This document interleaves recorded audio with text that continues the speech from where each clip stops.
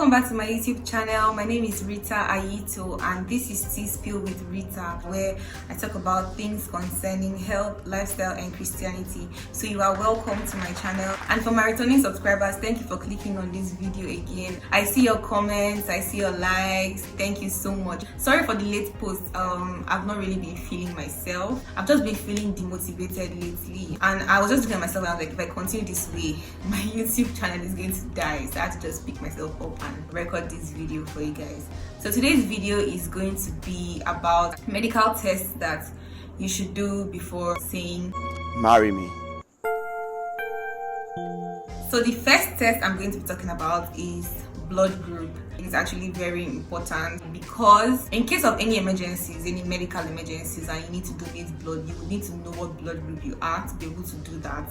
Also, knowing your blood group is important for the woman especially, because if you're to have a child and your rhesus factor is negative, then you might end up having a child with rhesus incompatibility, and that's really deadly. So you know the blood group, that plus or minus beside your blood group is your rhesus factor. Now if you're A positive and you marry somebody that is O negative, that's going to be a problem, because the positive and the negative coming together can cause a problem for your child, because your body as a woman will develop some antibodies that will fight the child and can lead to miscarriages, stillbirth and all that. Nobody wants that. The first baby may not have those problems, but subsequent babies will end up having issues with rhesus. But the good thing is that if you find out on time and you notice that you are negative and your husband is positive, you can visit the hospital. There's a medication given program.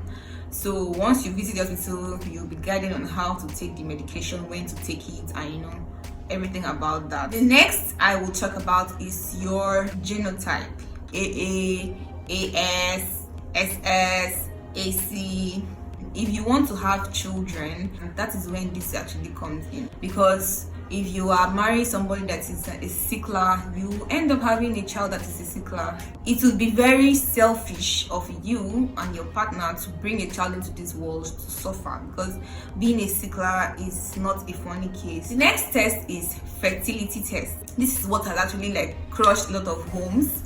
You see people married for years and they don't have children. To avoid all that chaos and everything, you need to go to a fertility clinic and make sure that you test yourself for your viability of your sperms, to check your sperm count and your eggs, for the lady your fallopian tube, so that when it's time to have children you won't face problems and they will know how to handle or tackle the problem on time. Also, another question to ask your partner is if he or she has any chronic medical illnesses, like maybe diabetes or hypertension, sickle cell disease, epilepsy and so on and so forth. It's just for you to know. It's not like if a person actually has these medical conditions you will not get married to that person.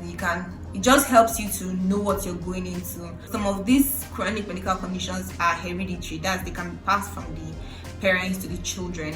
So it's left for you to know these things on time. Another test to do is HIV test and STD, hepatitis B and C, and this can actually be transmitted through sex, and also if the woman is pregnant, it can be transmitted to the child also. So it's always good to know these things on time. This particular test, you don't even need to wait till when you are about to say I do before you do them. You can do it right now. Then lastly, mental health status. Find out if there is any history of mental illness, because this illness is actually hereditary as well, like schizophrenia, like bipolar disorder, ADHD. All this is just to make your marriage to be smooth and free of any unnecessary struggles. So go to the hospital and carry out all the necessary tests you need to carry out. When last you even got the general medical checkup, it's actually recommended you do that. That's all for today. Thank you for watching this video till this point, and don't forget to like this video and subscribe and share and drop a comment for me, because I will also be in my comment section. So thank you and have a nice day. See you in my next video. Bye.